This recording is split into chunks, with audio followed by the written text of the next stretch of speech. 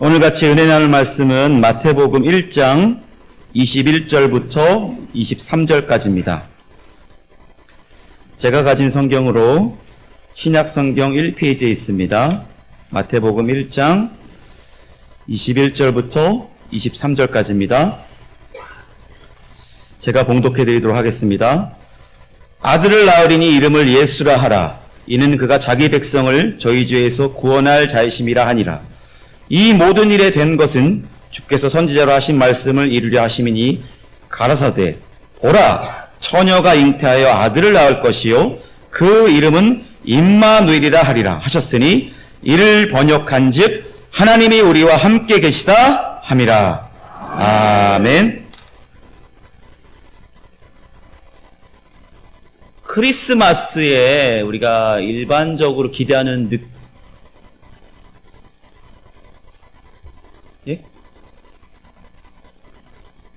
찬양 설교가 먼저 돼 있네. 죄송합니다. 잠깐. 크리스마스에 우리가 먼저 기대하는 이미지가 있을까요? 아마도 여러 가지 이미지가 여러 가지 가치와 여러 가지 어떤 그런 느낌을 받았으면 좋겠다 싶겠지만 무엇보다도 가장 우리 성도들이 제일 받고 싶은 이미지는, 누리고 싶은 이미지는 아마 행복하고 싶다일 겁니다. 아마 크리스마스만이라도 행복하고 싶다일 겁니다. 가족끼리는 성탄절 케이크를 먹으면서 행복하고 싶다. 그 다음에 친구끼리는 파티를 하면서 행복하고 싶다. 연인끼리는 와인을 나누고 싶다. 이렇게 있죠. 그쵸? 외롭지 않고 싶다. 아마 이런 느낌일 거예요.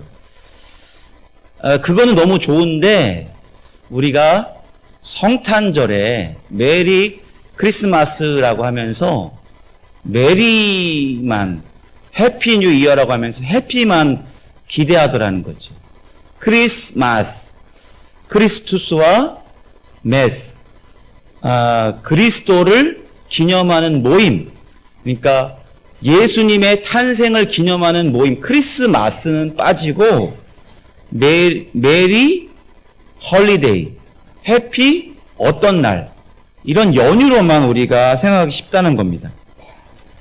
여러 이유로 우리는 성탄절에 캐롤을 듣지 못하고 있습니다. 정부에서는 에너지 저감 정책이라든지, 그 다음에 캐롤의 저작권 문제라든지 이런 이유로 캐롤이 공공장소에서 트는 것을 여러 가지로 이렇게 제한하고 있고, 그런 의미에서 우리는 캐롤도 듣지 않고 있고 흥도 나지 않습니다. 정말 그 옛날에는 레코드 가게도 있었잖아요.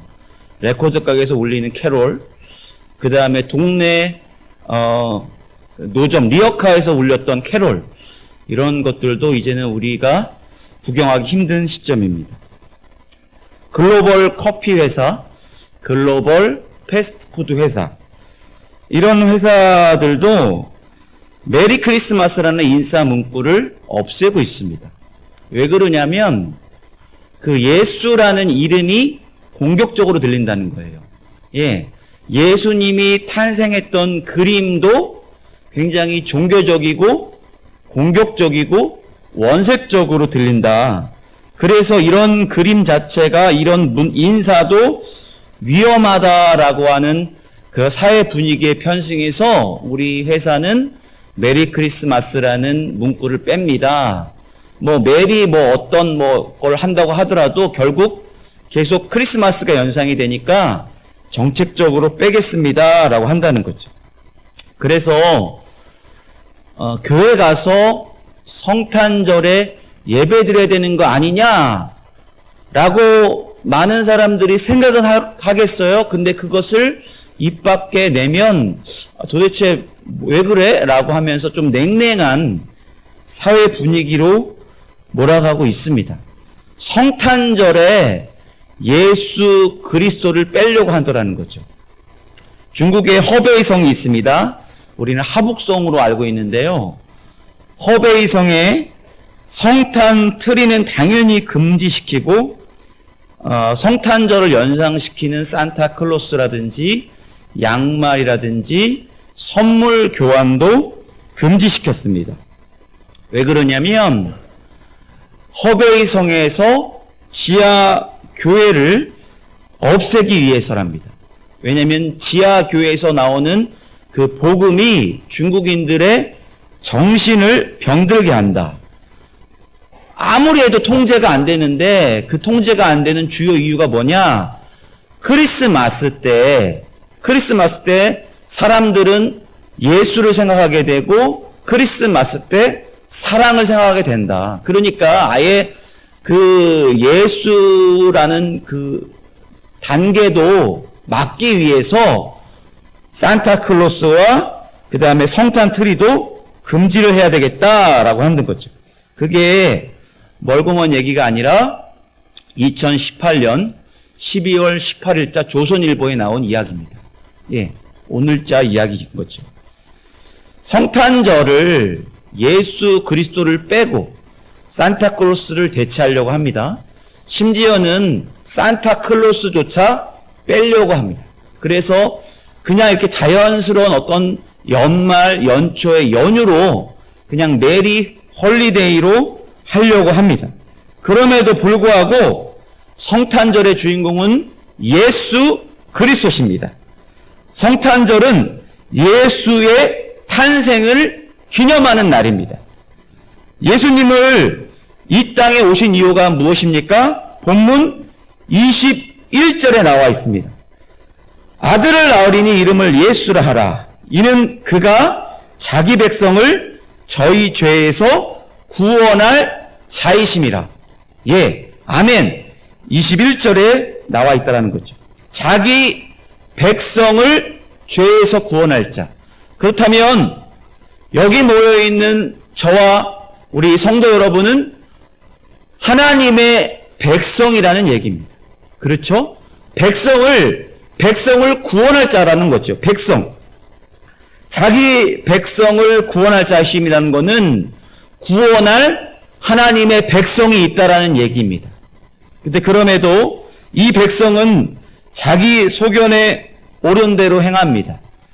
그것이 악인 줄도 모르고 그것이 죄인 줄도 모르고 자신들이 원하는 바대로 행하고 있습니다. 그래서 하나님의 백성이라는 것을 은연중에 부인하고 있습니다. 시편의 시작, 시편 1편의 시작이 무엇으로 시작되어 있습니까? 복 있는 사람은 이라고 시작되고 있습니다. 복 있는 사람은 그 다음에 그 대비되는 말로 악인은, 죄인은 이렇게 시작되고 있더라는 거죠. 그런데 중요한 것은 복인이냐 아니면 악인이냐, 복 있는 사람이냐 악인이냐라고 구분하는 게 중요한 거지, 너는 복된 사람인데 하나님을 어떻게 섬겼냐, 제대로 못 섬겼냐, 이 단계로 넘어가지 않더라는 거죠. 우리가 가장 먼저 시편에서 다루는 첫 번째 구분은 복 있는 사람이라는 것입니다. 그러므로 저와 여러분들의 우선되는 분류가 하나님의 백성인 것이냐, 여기서부터 출발하는 것입니다. 그러므로 제가 여러분들에게 묻습니다. 성도 여러분은 하나님의 백성이십니까? 아멘! 누구도 이렇게 대답할 겁니다. 왜냐고요? 하나님의 백성으로 분류돼서 우리는 복받고 싶고 구원받고 싶고 천국 가고 싶으니까요. 그러면 제가 조금 더 구체적으로 묻겠습니다. 하나님의 백성인 여러분, 하나님의 통치를 즐거워하고 있습니까? 하나님의 다스림을 기꺼운 마음으로 환영하고 있습니까? 여기에 묻는다면 조금 답변이 약해집니다.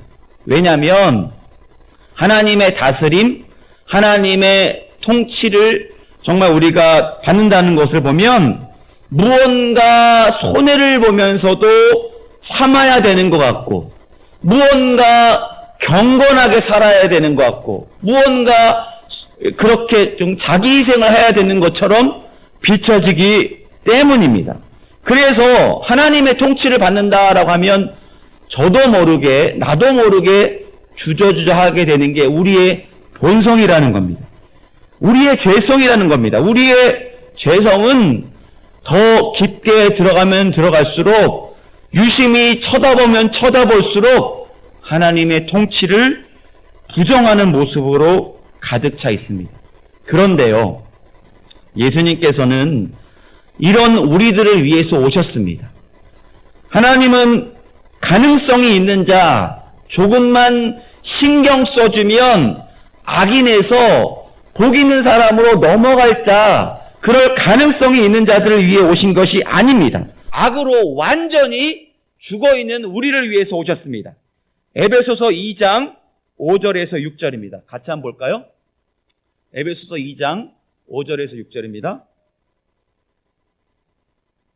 같이 봅니다. 시작. 허물로 죽은 우리를, 다시 봅니다. 시작. 허물로 죽은 우리를 그리스도와 함께 살리셨고 너희가 은혜로 구원을 얻은 것이라. 6절이요. 또 함께 일으키사 그리스도 예수 안에서 함께 하늘에 앉히시니.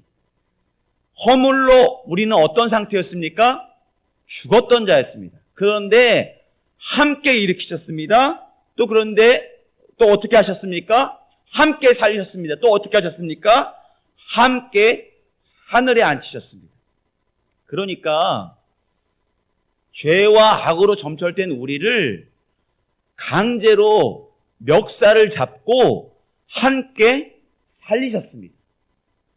죽었던 우리를 함께 일으키셨습니다. 그 다음에 여전히 우리의 본성은 하나님의 통치를 거절하는데 함께 하늘에 앉히신 우리들입니다. 할렐루야. 죽은 우리를 살리기 위해서 얼마나 큰 권능을 베푸셨을까요? 인공호흡 해보셨습니까?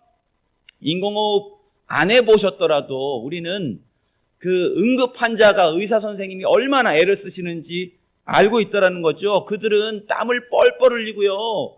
그 다음에 여기 죽은 자를 살리기 위해서 제세기를 동원하고 그 다음에 인공호흡을 하고 갈비뼈가 부러질 정도로 인공호흡을 시킵니다. 땀을 뻘뻘 흘립니다. 그런데요, 그들은 죽은 자를 살리는 것은 아닙니다. 살아있는 자를 조금만 호흡을 이어가면 살 수 있는 자를 의사 선생님들은 땀을 뻘뻘 흘리면서 살리려고 합니다. 진땀을 흘리고요, 탈진을 할 정도로 호흡을 불어넣는다는 얘기입니다. 그런데 예수님께서는 아예 죽었던 우리를 살리셨습니다. 그게 그냥 예수님이 진땀 흘리는 정도로 될까요? 아니라는 거지요. 구약의 모든 예언을 성취하시고 죄로부터 완전한 해방을 일으키시는 예수님, 그 예수님은 당신이 죽어야만 하셨고 당신이 살아나셨어야만 했습니다. 근데 당신 혼자 살아나신 것이 아니라 죽었던 우리를 함께 살리셨다는 얘기입니다. 아담으로부터 이어진 오래되고 끈질긴 죄성의 악순환을 완전히 부수기 위해서 오셨습니다. 시편 2편 7절에서 9절입니다. 시편 2편 7절에서 9절 같이 한번 보도록 하겠습니다. 시편 2편 7절에서 9절입니다. 같이 봅니다. 시작. 내가 영을 전하노라. 여호와께서 내게 이르시되 너는 내 아들이라. 오늘날 내가 너를 낳았도다. 내게 구하라. 내가 열방을 유업으로 주리니 내 소유가 땅끝까지 이르리로다. 내가 철장으로 저희를 깨트리며 질그릇같이 부수리라 하시도다. 하나님의 아들이 오셔서요, 그가 권능을 가지고 악순환의 고리를 깨십니다. 긴 잠에서 잠들어 있는 하나님의 백성을 일으키십니다.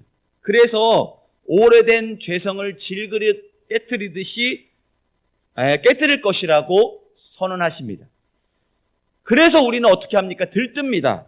마치 위기의 순간에 짠 하고 등장하는 히어로처럼 단숨에 문제를 해결할 것이다. 권능을 가지고 시원시원하게 활동하실 것이다 라고 기대를 합니다. 그런데 놀랍게도 예수님은 이렇게 움직이지 않으셨습니다. 죽어야 살아야 사는 이야기를 우리에게 남기셨고, 져야만 승리하는 이야기를 우리에게 남기셨습니다. 왜냐하면 그냥 우리가 시편 2편에 보는 것처럼 철장을 휘두르고 질그릇을 깨트리는 것처럼 시원시원하게 예수님이 오셔서 역사를 베푸시면 될 것 같은데, 그게 더 쉬운데, 그게 더 빠른데, 예수님은 그렇게 하지 않으셨습니다. 왜냐하면 신실하신 하나님께서 생명에는 생명으로 보상할 수밖에 없게 하셨기 때문입니다.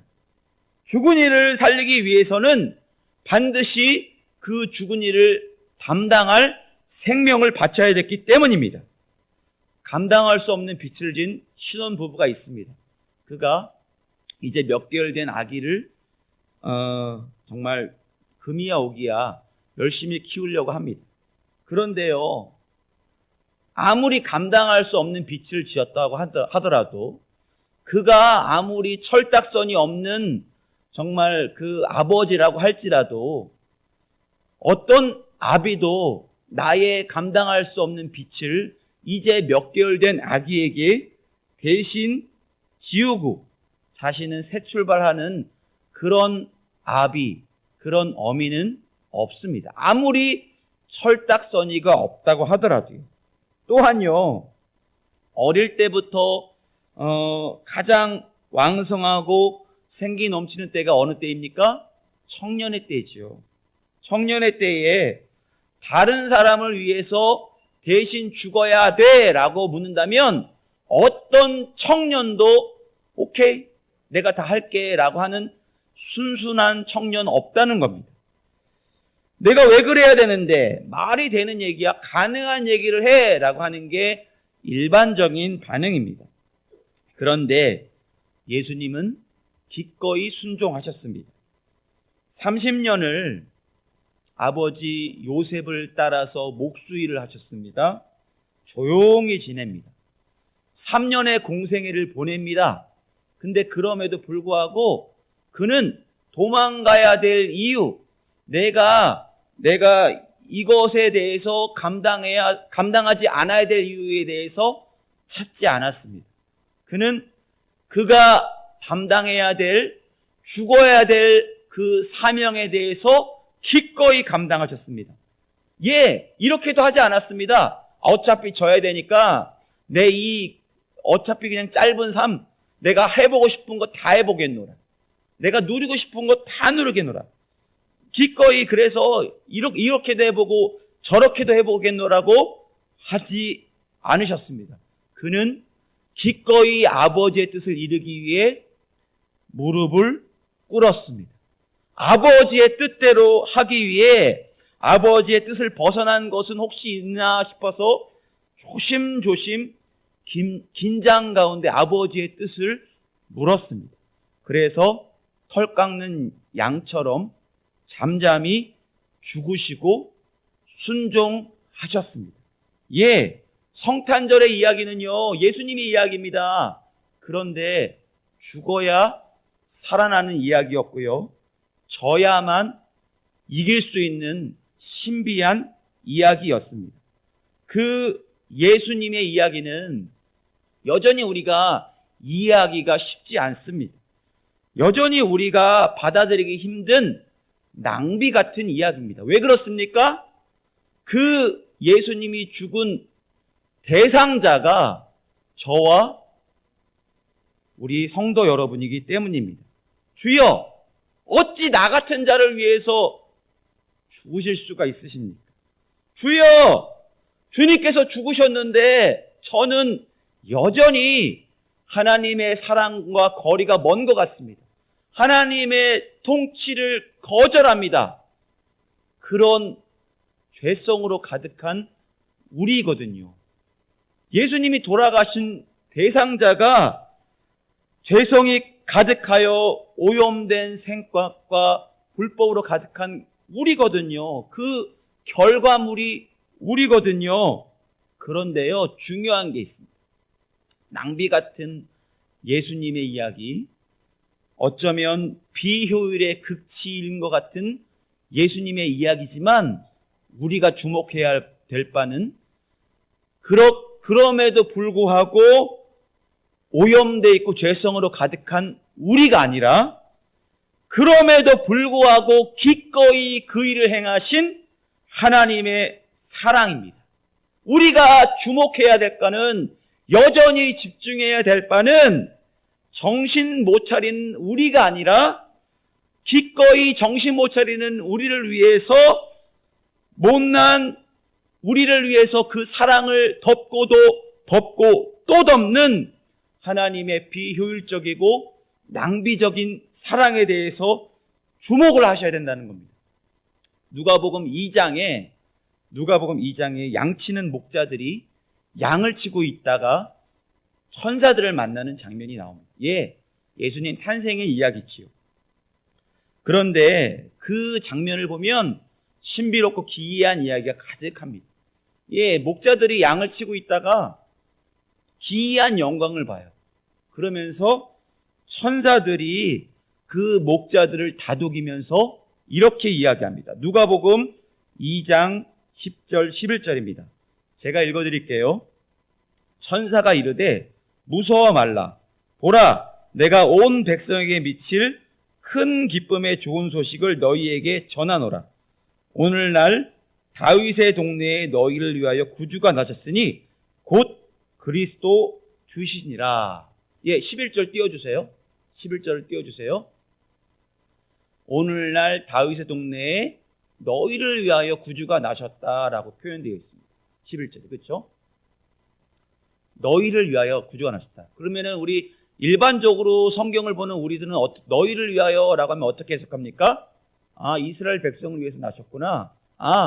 그렇게 이제 우리가 예수로 접붙임 바 된 우리를 위해서 나셨구나라고 하고 넘어갑니다.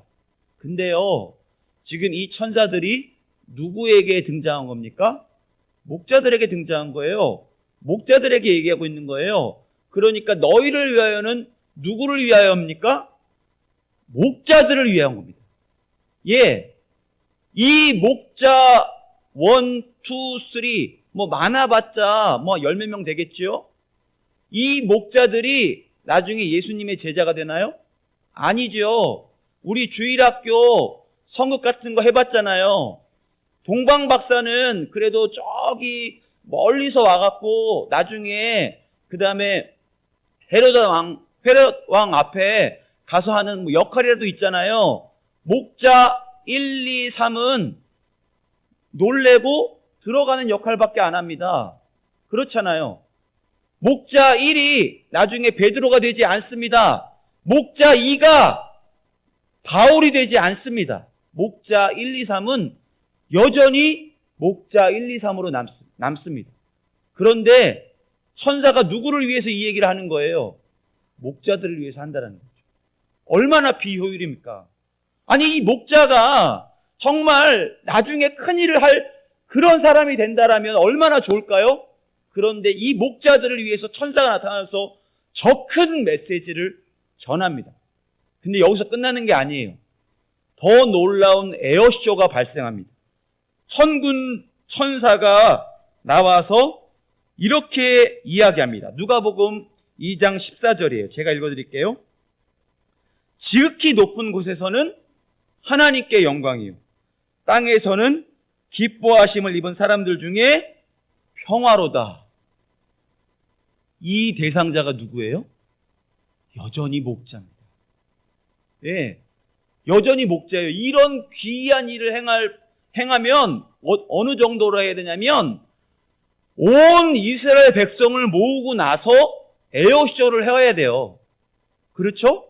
적어도 예수님의 제자가 될 그 12사도를 불러 모아야 돼요. 그런데 이 에어쇼를 누구 앞에서 하는 겁니까? 목자 앞에서 하는 거죠. 목자 앞에서 하고 에어쇼가 끝납니다. 하나님의 사랑입니다. 이게 하나님의 역사입니다. 우리가 생각하기에는 어찌 목자 앞에서 이런 일을 할 수 있을까 싶은 이 하나님의 역사가 목자들에게서만 행해졌다라는 거죠. 하나님의 사랑은 또 이렇게 비효율적입니다. 누가복음 15장에 보면 탕자의 이야기가 나옵니다. 아버지의 재산을 탕진하는 탕자 이야기가 나오죠. 둘째 아들이 있었는데요. 그가 갑자기 이상한 생각이 들어서 그가 갑자기 독립하고 싶어서 재산을 요구합니다. 그때 당시에 재산은 이스라엘 그 백성들의 재산의 대부분은 땅이었어요. 땅. 그럼 재산을 요구한다는 얘기는 그 땅을 팔아야 된다는 얘기인데, 요즘처럼 아버지 빌딩 저 빌딩 내 명의로 해주세요 이런 레벨이 아니에요. 왜냐하면 이스라엘 백성들의 땅은 아버지가 아들에게 물려주는 거지, 땅을 다른 지파라든지 다른 친척들에게 잘 팔지 않더라는 거죠. 그 땅을 파는 사람들은 뭐예요? 정말로 다른 지파들에게 손가락질 당할 일입니다. 근데 그 아들이 그 아버지에게 그런 일을 행한 거예요. 그리고 나서 이 아들이 어떻게 됐습니까? 재산을 다 탕진합니다.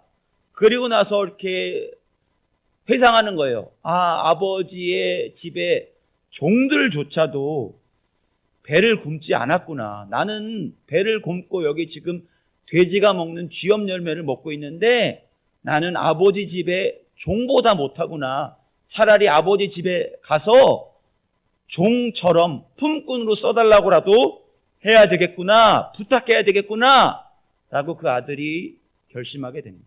그래서 그 아버지 집에 가지요. 그러면 이 아버지는 어떻게 반응해야 되는 게 합리적입니까?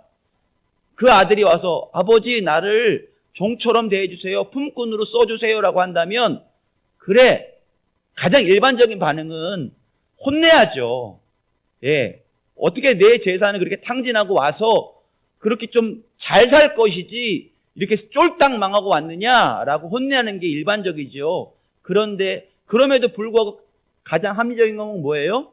그래, 잘 왔다. 그러면 여기서 좀 너가 과거가 있으니까 그래도 좀 이렇게 좀 일꾼으로 지내고 있다가 내가 아들로 다시 회복시켜 줄게. 그게 일반적인 생각이라는 겁니다. 합리적인 생각이라는 겁니다. 그런데 이 아들의 요청을 받아들인 것이 아니라 아버지는 어떻게 합니까? 그 아들을 끌어안고 발에 신을 신기우고 손에 가락지를 끼웁니다. 단숨에 아들의 지위를 회복시킨다라는 거죠. 아들을 만나는 순간 그는 어떤 조건을 달고 그다음에 자기가 고생했던 감정을 토설하지 않고 단숨에 그 재산을 낭비한 아들의 지위를 회복시키더라는 거죠. 그것을 지켜본 첫째 아들이 오히려 질투를 느낍니다. 왜냐하면 자신을 위해서는 자기 친구들과 염소 한 마리 잡아서 잔치도 못하게 시켰거든요. 어찌 나한테는 이렇게 할 수 있고 저 재산을 낭비한 저 둘째 아들은 내 동생한테는 이렇게 과하게 응대할 수 있습니까? 라고 한다는 거죠. 그게 아버지의 사랑입니다. 아멘. 누군가의 관점에서는 불필요합니다. 누군가의 관점에서는 낭비가 가득합니다. 누군가의 관점에서는 비효율의 극치인 것이 아버지의 사랑입니다. 그 아버지의 사랑이 충만한 날이 오늘 성탄절입니다. 이 성탄절에 저와 여러분들은 어떻게 해야 될까요? 뻔뻔해지셔야 됩니다. 내가 어찌 그럴 수 있습니까? 나는 그럴 자격이 없습니다. 라고 하는 것이 아니라 하나님의 사랑에 몸을 맡기십시오. 하나님이 우리를 안아주시면 우리는 조용히 발을 내밀면 됩니다. 그래서 신을 신으면 됩니다. 하나님이 우리를 안아주시면 우리는 손을 내밀어서 가락지를 끼워달라고 하면 됩니다. 그렇게 우리는 뻔뻔하게 아버지의 사랑에 충만하면 됩니다. 그것이 성탄절에 저와 여러분들에게 내시는 하나님의 은혜입니다. 할렐루야! 아무리 생각해도 저와 우리 사랑교회 공동체가 하나님의 백성이 될 이유가 없습니다. 그럼에도 불구하고 하나님께서는 예수님을 바꾸셔서 우리를 사랑 가운데 건지셨습니다. 이 거룩한 날에 주님으로부터 받을 성탄의 은혜가 충만하기를 기원합니다. 그저 손을 내미십시오. 그저 발을 내미십시오. 그래서 이 신분이 회복하는 것에 대해서 경이롭구나, 놀랍구나 가서 찬양하시면 됩니다. 근데 또 중요한 것이 있습니다. 죽어야 살아야 되는 이야기, 져야 승리하는 이야기, 그 승리를 우리가 누렸잖아요. 그렇다면 어떻게 해야 될까요? 여전히 그 예수님의 사랑을 우리가 가슴에 새겨야 된다는 거죠. 오늘 성탄 예배 끝나고 여러 사람들이 행복한 시간을 가질 수 있을 것입니다. 그런데 또 한편으로 우리를 짜증나게 하는 것들이 많이 있을 수 있어요. 근데 그럼에도 불구하고 우리가 기꺼이 사랑에 충만한 우리가 얼마든지 용납할 수 있다는 거죠. 또 돌아보면 주위에 정말 도움이 필요한 자들 얼마든지 있습니다. 그럴 때 우리가 그 사랑을 베풀어야 되지 않겠습니까? 우리가 뻔뻔하게 하나님의 사랑의 은혜를 받았지만 이 손을 기꺼이 내밀 수 있지 않겠습니까? 언제까지요? 주님 다시 오실 때까지요. 이 메마른 사회에 주님 다시 오실 때까지 충만한 성탄의 은혜가 가득하기를 예수님의 이름으로 간절히 부탁드리겠습니다. 아멘. 우리 같이 기도할게요. 성탄의 은혜, 하나님의 이 놀라운 사랑, 우리가 충만하게 누리고 싶습니다. 주님께서 우리를 안아주셨습니다. 주님께서 우리를 일으켜 세우셨습니다. 그러므로 우리가 손을 내밀고 발을 내밀어서 가락지를 끼우게 하고 신발을 신겠습니다. 하나님, 이 충만한 하나님의 사랑을 전하겠습니다. 전할 때 메마른 사회에 우리가 기꺼이 예수님의 낮아지심, 그 다음에 이 져야만 승리했던 놀라운 얘기를 우리가 그대로 전하겠습니다. 우리 또한 져야만 승리하는 사람이 되고 싶습니다. 섬김의 예수, 평화의 왕으로 오신 예수님을 본받게 하여 주시옵소서. 감사드리며 살아서 역사하시는 예수님 이름으로 기도합니다. 아멘. 우리를 위해서 우리 시온성가대 성탄 칸타타라고 하면 너무 거창하고요. 찬양하시도록 하겠습니다.